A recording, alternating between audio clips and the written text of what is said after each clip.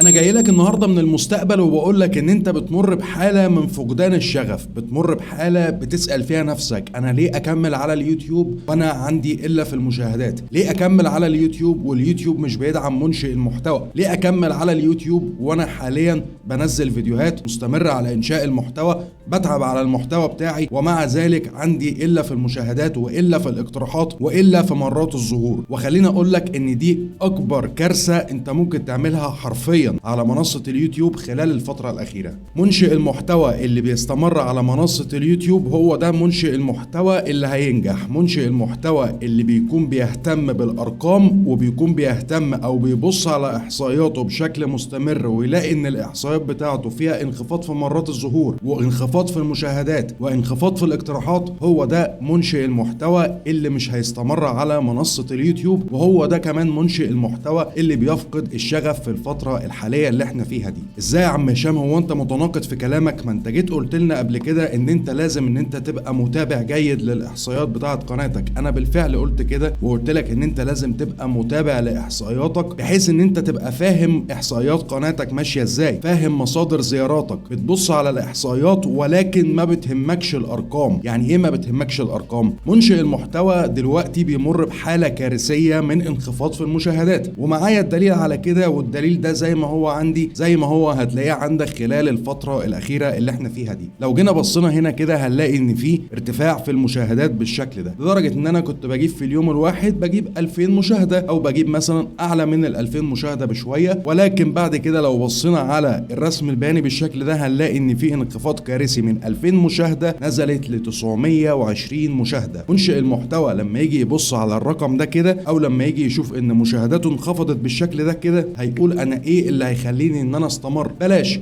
منشئ المحتوى ممكن يقول لا انا هستمر عادي، ولكن فترة انخفاض المشاهدات دي انا مش هستمر، او بمعنى اصح انا مش هرفع فيديو على منصة اليوتيوب او مش هرفع فيديو على قناتي لغاية لما الخلل اللي في اليوتيوب يبدأ ان هو يتحسن، يبدأ ان اليوتيوب يبقى فيه مشاهدات اكتر، يبدأ ان اليوتيوب يبقى فيه اقتراحات اكتر. ودي اكتر حاجة ممكن حرفيا ان هي تودي قناتك في 60 داهية خالص، تؤدي الى موت مرات ظهورك، تؤدي الى ان انت قناتك تتوقف في الاقتراحات او بمعنى اصح اقتراحاتها تقل، تؤدي الى انخفاض مشاهداتك اكتر واكتر واكتر من الانخفاض الكارثي اللي عندك دلوقتي. ظهورك في الصفحة الرئيسية هيقل، ظهورك في محركات البحث كمان هيقل. كل ده بسبب ان انت اخدت بمعنى اصح هدنة شوية او فكرت ما بينك وما بين نفسك، قلت لا انا مش هستمر على اليوتيوب غير لما المشاكل اللي فيه تبدأ ان هي تتحل. ودي اكتر حاجة ممكن ان هي حرفيا تدمرك. هو اليوتيوب بيتعامل معانا كمنشئين محتوى، بيتعامل معانا ان احنا احصائيه، بيتعامل معانا ان احنا ارقام، ولكن انا مش عايزك ان انت تهتم بالارقام. يعني ايه الكلام ده؟ دلوقتي يا هشام انت بتقول لي الشيء ونقيضه، بتقول ان اليوتيوب بيهتم بالارقام وبتقول لنا دلوقتي انا مش عايزك ان انت تهتم بالارقام. انا مش عايزك ان انت تهتم بالارقام لان انا عايزك في فتره انخفاض المشاهدات دي تستمر على انشاء محتواك بشكل طبيعي جدا. عايزك في فتره الخلل اللي بيبقى موجود في اليوتيوب تستمر على انشاء فيديوهاتك بشكل طبيعي جدا. حتى لو عندك انخفاض في المشاهدات، انخفاض المشاهدات ده مش هيستمر، ده هيبدأ ان هو يعلى مع الوقت. انخفاض المشاهدات دلوقتي راجع لتحديثات اليوتيوب، انخفاض المشاهدات راجع لمشاكل كتيرة جدا دلوقتي في اليوتيوب. ولكن انا عايزك في الفترة دي ان انت تطور من نفسك، عايزك ان انت تطور من محتواك، عايزك ان انت تبدأ ان انت تتعلم حاجة جديدة واستمر على الخطة اللي انت ماشي عليها. انا واحد من الناس انا عندي انخفاض في المشاهدات بس ما وقفتش ولا يوم،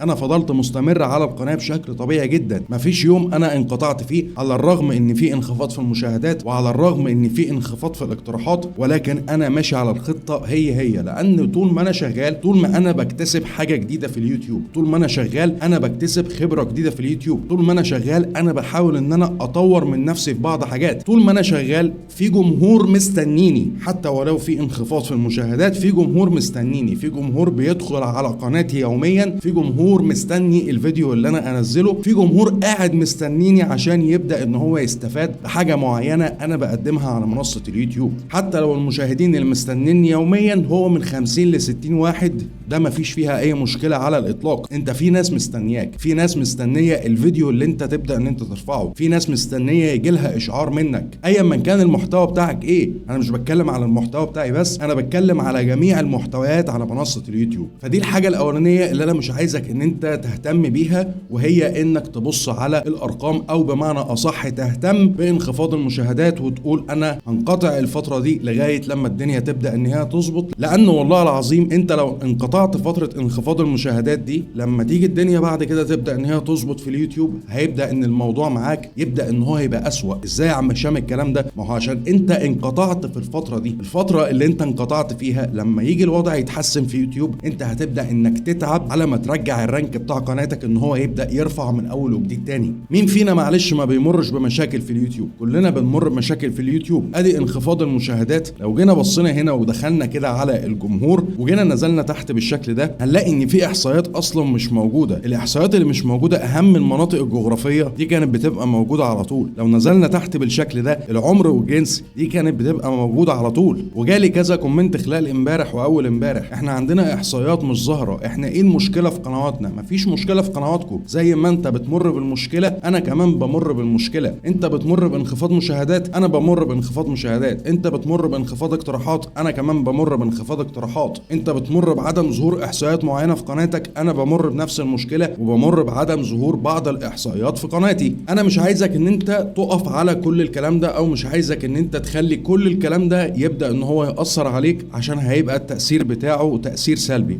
تتابع احصائياتك، ولكن عندك انخفاض في المشاهدات انت مستمر، عندك عدم اقتراح انت مستمر، عندك ازدهار في المشاهدات انت مستمر، عندك ازدهار في الاقتراحات انت برضه مستمر. فانت تستمر على اي حال. ما تقولش انا هستنى المشكله لما تخلص وبعد كده هبدا ان انا استمر من اول وجديد تاني، لان الموضوع هيبقى صعب عليك بشكل كبير جدا. وده عن تجربه شخصيه. انا زمان لما كنت بلاقي مشكله في اليوتيوب اقول يا عم خلاص، انا ايه اللي هيخليني ان انا انزل فيديو؟ طب ما اسيب الفيديو اللي فات اهو كده كده اهو بيجيب لي مشاهدات، وبعد كده ابدا ان انا انزل الفيديو اللي بعده لما الوضع يبدا يتحسن في اليوتيوب. وده اكبر غلط انا بدات ان انا اعمله، وده اكبر غلط بدا ان هو ياثر على قناتي في فتره من الفترات. دي الحاجه الاولانيه اللي انا مش عايزك ان انت تعملها. في خطا تاني بيبدا ان هو يقع فيه بعض منشئين المحتوى لما بيلاقي ان هو عنده انخفاض في عدد المشاهدات وانخفاض في عدد الاقتراحات، وهو تغيير المحتوى. تغيير المحتوى ان هو يجي يقول ما بينه وما بين نفسه، يقعد كده يتفرج على قناته او يبص على قناته يقول طب ما انا دلوقتي عندي انخفاض في المشاهدات، ايه المانع ان انا ادخل محتوى تاني على القناه بتاعتي، او بمعنى اصح ان انا اغير المحتوى بتاع قناتي؟ وساعتها هنا انت بتقع في كارثه اكبر، بتقع في كارثه ان انت دلوقتي لما الوضع برضه يبدا يتحسن في اليوتيوب هيبدا ان هو يقترحك في مكان غير اللي هو كان بيقترحك بيه. خلي بالك ان المشاهد لما جاء اشترك في قناتك اشترك بناء على المحتوى اللي انت بتقدمه، اشترك بناء على الحاجه اللي هو شافك من خلالها واقتنع بيك فيها، فبدا ان هو يتفاعل مع قناتك بالاشتراك والمشاهده واللايك والديسلايك والشير، وبدا ان هو يعمل لك كومنت، سواء الكومنت ده ايجابي او الكومنت ده سلبي. ولكن لما شافك بناء على المحتوى اللي هو مهتم بيه، وهو ده اللي احنا كنا بنتكلم فيه قبل كده، ان انت لازم تكون مستهدف جمهور معين. استهداف الجمهور المعين اللي انت بتستهدفه بناء على محتواك، بناء على التخصص في المحتوى. ما ينفعش القناه بتاعتك تبقى قناه عشوائيه، ما ينفعش القناه بتاعتك تبقى قناه فيها من كل فيلم اغنيه، ما ينفعش ان القناه بتاعتك تبقى فيها اكتر من محتوى، لان انت كده بتدمر خوارزميات قناتك. ان انت بتقول لليوتيوب، او بمعنى اصح اليوتيوب بياخد فكره عن قناتك كده، بيبقى هو الخوارزميات قاعده بتفكر انا اقترح القناه دي فين؟ هل اقترحها على المحتوى الديني، ولا اقترحها على المحتوى التعليمي، ولا اقترحها على المحتوى التقني، ولا اقترحها على محتوى الطبخ، ولا اقترحها على انهي محتوى؟ فبيبدا ان هو يرمي قناتك بمعنى اصح باقتراحات عشوائيه. والاقتراحات العشوائيه دي مش حاجه صح اطلاقا في القناه بتاعتك، ولا حاجه صح ولا حاجه مفيده اطلاقا للقناه بتاعتك. فتغيير المحتوى ممكن ان هو يؤدي الى انخفاض المشتركين عندك في قناتك، لان المشترك زي ما قلت لك من شويه لما جه شاف القناه بتاعتك هو شافها بناء على محتوى معين. والمشاهد دلوقتي بدا ان هو يبقى عنده ذكاء، بدا ان هو يبقى عنده وعي، بدا ان هو يبقى فاهم منشئ المحتوى اللي قدامه ده بيعمل ايه. هل منشئ المحتوى اللي قدامه ده هل هو ماشي فعلا على الطريق السليم، ولا منشئ المحتوى اللي قدامه ده بدا ان هو يخرف، وبدا ان هو عايز يجيب مشاهدات باي طريقه، وبدا ان هو يغير المحتوى. انا معلش لما بكون متابع قناه معينه والاقي ان القناه دي بدات ان هي تغير في المحتوى بتاعها، انا ايه اللي هيخليني ان انا اتابعها؟ ما انا هبدا ان انا الغي الاشتراك بتاعي بتاعي من القناه اللي انا مشترك فيها، لانه انا اصلا لما شفته بدات ان انا اشوفه بمحتوى معين، المحتوى ده انا مهتم بيه. طب هو بدا ان هو يغير لي المحتوى ده، انا ايه اللي هيخليني ان انا استمر في قناته؟ ما انا بكل بساطه هبدا ان انا الغي الاشتراك بتاعي. وحتى ولو منشئ المحتوى ده بينوع في المحتوى بتاعه، بيدي في المحتوى بتاعه من كل فيلم اغنيه او من كل محتوى بينزل فيديو شكل، طيب ما انا كده برضو وجودي في قناته مش هيبقى مفيد له،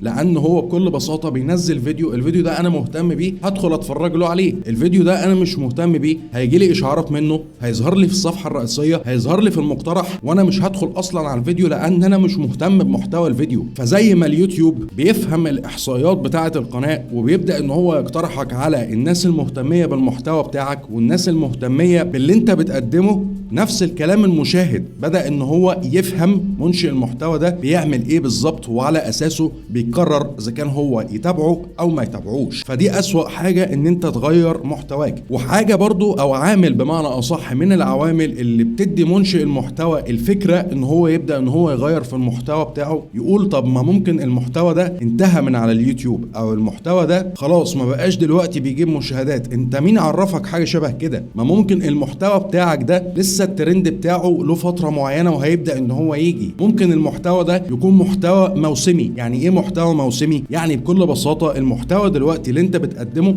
ممكن يكون الفترة الحالية في انخفاض في المشاهدات، ولكن بعد كده هيبدأ ان المشاهدات عليه هتبدأ ان هي ترفع. وده اللي هينقلنا على الحاجة رقم 3، وهي اني عايزك ان انت تؤمن بالمحتوى اللي انت بتقدمه. انت لما جيت فتحت قناتك على اليوتيوب فتحت قناتك بالمحتوى اللي انت مستمر عليه والحاجة اللي انت بتحبها والحاجة اللي انت عندك شغف فيها، فابدأ ان انت اؤمن بالمحتوى اللي انت بتقدمه طالما انت عارف ان المحتوى ده غير مخالف لارشادات منتدى يوتيوب، وفي نفس الوقت انت عارف انت بتقدم فيه ايه وعندك فيه قدر من المعلومات الكافية اللي انت تقدر انك تفيد بيها المشاهد بتاعك وتقدر انك تفيد بيها جمهورك. الحاجة رقم 4 اللي انا مش عايزك ان انت تعملها، وهي ان في بعض منشئين المحتوى بيبدأوا ان هم في فترة انخفاض المشتركين، فترة انخفاض المشاهدات، بيبدأوا ان هم يتجهوا لاساليب غير شرعية على الإطلاق. يعني إيه أساليب غير شرعية؟ إن دلوقتي منشئ المحتوى يلاقي عنده انخفاض في المشتركين، يجي يروح رايح لواحد يقول له أنا عايز أشتري مشتركين على قناتي، وهنا أنت بتعمل الكارثة الأكبر، لأن بتؤدي إلى موت قناتك في مرات الظهور وموت قناتك في الاقتراحات. وحرفيا اليوتيوب ساعتها بيبدأ إن هو يبص على قناتك ويبدأ إن هو يركن قناتك خالص لغاية لما يشوف الدنيا في القناة دي إيه، وممكن تعرض قناتك إن هي تقعد فترة كبيرة جدا إذا ما كانتش مدى الحياة ان هي تبدا ان هي ما فيش عليها اقتراحات، ما فيش عليها مشاهدات، ما بيدخلكش مشاهده واحده في اليوم.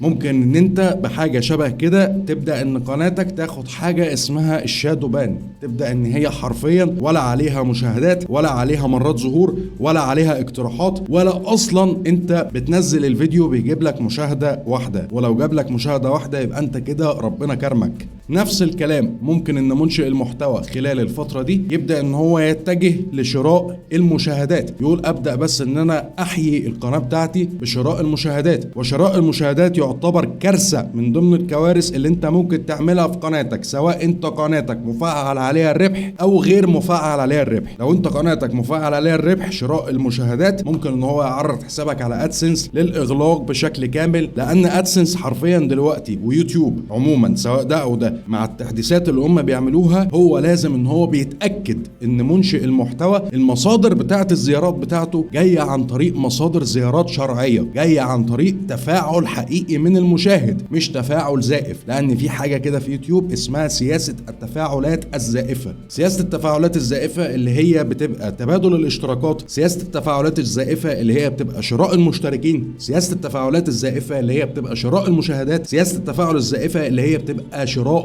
الارباح. فكل ده ممكن ان هو حرفيا يعرض قناتك للخطر. غير ان هي لما تكون مفعله ادسنس ممكن ان هو يقف، لا انت كمان من خلال الحاجات اللي انت ممكن تعملها دي انت ممكن ان انت تبوظ اصلا اقتراحات قناتك، لان ساعتها شراء المشاهدات بيرمي الاقتراحات بتاعتك حرفيا في اماكن ما ينفعش ان انت تقترح عليها، بيبوظ اقتراحات القناه. انا عشان اجي اقترح القناه بتاعتي لازم تكون مقترحه على القنوات اللي هي في نفس محتوايا، ما يمنعش يمنعش تماما ان انت ممكن تلاقي عدد من الاقتراحات مش مناسب للمحتوى بتاعك، ده طبيعي، ولكن الاغلبيه بتكون اقتراح القناه على نفس المحتوى اللي انت بتقدمه. انا مثلا محتوى تعليمي، ببدا ان انا اقترح على المحتويات التعليميه. انا مثلا المحتوى بتاعي محتوى طبخ، ببدا ان انا اقترح على، او اليوتيوب يقترحني على القنوات بتاعه الطبخ. انا المحتوى بتاعي محتوى تقني، ببدا ان انا اقترح، او اليوتيوب يقترحني على المحتوى التقني، وهكذا. لكن ان انت لما تدمر اقتراحات قناتك، او لما تيجي تشتري مشاهدات، شراء المشاهدات ده بيدمر اقتراحات القناه، لانه بيقترح قناتك بشكل عشوائي وبشكل كبير جدا على قنوات ملهاش اي علاقه اصلا بالمحتوى بتاعك ولا المحتوى اللي انت بتقدمه. فانت كده بتدمر خوارزميات قناتك.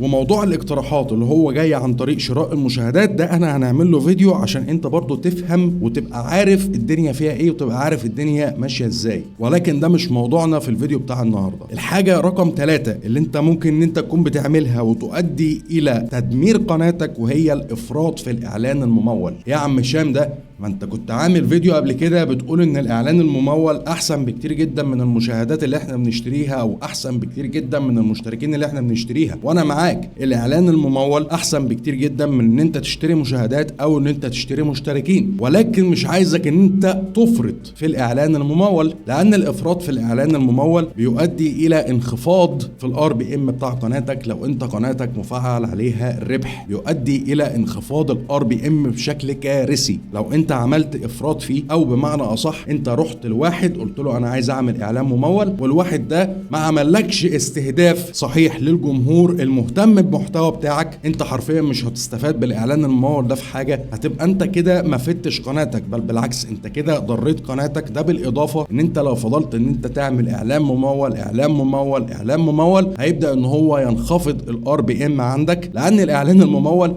ما بيجيش منه ارباح. الاعلان الممول ما بيجيش منه ساعات، زي ما احنا اتكلمنا قبل كده. وهسيب لك دلوقتي الفيديو، بعد ما اخلص الفيديو هسيبه لك في شاشه النهايه عشان تقدر ان انت تفهم الدنيا فيها ايه. طبعا هشام، انت كده دلوقتي قلت لنا على بعض الحاجات اللي احنا ما نعملهاش، تنصحنا بايه؟ اللي انصحك بيه ان انت تبدا ان انت تستمر على انشاء المحتوى بشكل مظبوط، تبدا ان انت تلتزم وتستمر على الخطه اللي انت عاملها لقناتك، تبعد تماما عن شراء المشتركين، وتبعد عن شراء المشاهدات، وتبعد عن شراء الارباح، وتبعد عن كل الحاجات الكارثيه دي. تبدا ان انت تطور من نفسك. حاول ان انت تطور في اي حاجه بقى، تطور من اسلوبك، تطور من شخصيتك، تطور من طريقه تقديمك، تطور من الصوره المصغره بتاعتك. تقدر ان انت تعمل عناوين جذابه، عناوين جذابه مش عناوين مضلله. اتكلمنا عن الموضوع ده قبل كده واكيد طبعا كلكم فاهمينه. تبعد عن تبادل المشاهدات، وتبعد عن تبادل المشتركين، وتبعد عن التبادل بشكل عام، وتحاول ان انت تمشي على نفس النهج اللي انت فيه لغايه لما تلاقي الاحصائيات بدات عندك ان هي ترفع بعد كده. وانت كده هتبقى ماشي في الطريق الصح، وهتبقى على الاقل نايم على مخدتك بالليل وانت زي ما بيقولوا كده بالبلدي حاطط في بطنك بطيخه صيفي. ما بتعملش حاجه غلط في قناتك، شغال على قناتك بشكل شرعي بنسبه 100%. ما عندكش اللي يقلقك ان ممكن اليوتيوب يعمل لك مشكله، ما عندكش اللي يقلقك ان ممكن ادسنس يتقفل، ما عندكش اللي يقلقك ان ممكن قناتك تقترح بشكل عشوائي، ما عندكش اللي يقلقك من ان انت تكون عامل في قناتك اي حاجه غلط باي شكل من الاشكال. وتتاكد بعد كل الكلام ده ان انت زي ما انت بتمر بالخلل، جميع منشئين المحتوى بيمروا بالخلل. جميع منشئين المحتوى على منصه اليوتيوب بيمروا بالخلل الكارثي اللي موجود في المنصه، والانخفاض الكارثي اللي موجود في عدد المشاهدات، سواء منشئ المحتوى ده كبير او منشئ المحتوى ده صغير. انت بس عشان منشئ محتوى لسه القناه بتاعتك صغيره، انت عشان منشئ محتوى لسه القناه بتاعتك انت بتتابع عليها الاحصائيات ومهتم فيها بالارقام زي ما قلت في اول الفيديو، فانت هنا بتقول انا الخلل بيحصل عندي ولكن ما بيحصلش عند القنوات التانية. لا، هو الموضوع مش كده اطلاقا. هي القنوات الكبيره عليها جمهور. القنوات الكبيره سواء في خلل في اليوتيوب او ما فيش خلل في اليوتيوب، سواء في انخفاض في المشاهدات في اليوتيوب او ما فيش انخفاض في المشاهدات في اليوتيوب، هي كده كده في جمهور بيدخل لها، في جمهور بيتابعها بشكل يومي. سواء هي نزلت فيديو او ما نزلتش فيديو، هي في جمهور بتجلبه على القناه بتاعتها او بتجذبه على القناه بتاعتها بدون اي حاجه خالص، وبدون ما هي تنزل فيديو، عشان بنت القاعده الجماهيريه بتاعتها. هو ده اللي احنا اتكلمنا فيه قبل كده، ان انت لازم تبني القاعده الجماهيريه بتاعتك اللي هو الجمهور اللي بيتابعك والجمهور اللي بيحبك، لان انت كده ساعتها في اي مشكله هتحصل في قناتك او اي مشكله هتحصل في اليوتيوب بشكل عام انت عندك اللي يسندك. ايه اللي هيسندني؟ اللي هيسندك بعد ربنا هو الجمهور بتاعك، الجمهور اللي بيحبك. يا رب اكون اختصرت لكم الدنيا، ويا رب اكون عرفت بعض منشئين المحتوى اللي بيعانوا من انخفاض المشاهدات في خلال الفتره دي هم يمشوا على ايه ويعملوا ايه وما يعملوش ايه. لو عندك اي استفسار او عندك اي سؤال اكتب لي تحت في الكومنتات وارد عليك. لايك وشير وسبسكرايب واشوفك الفيديو الجاي. سلام.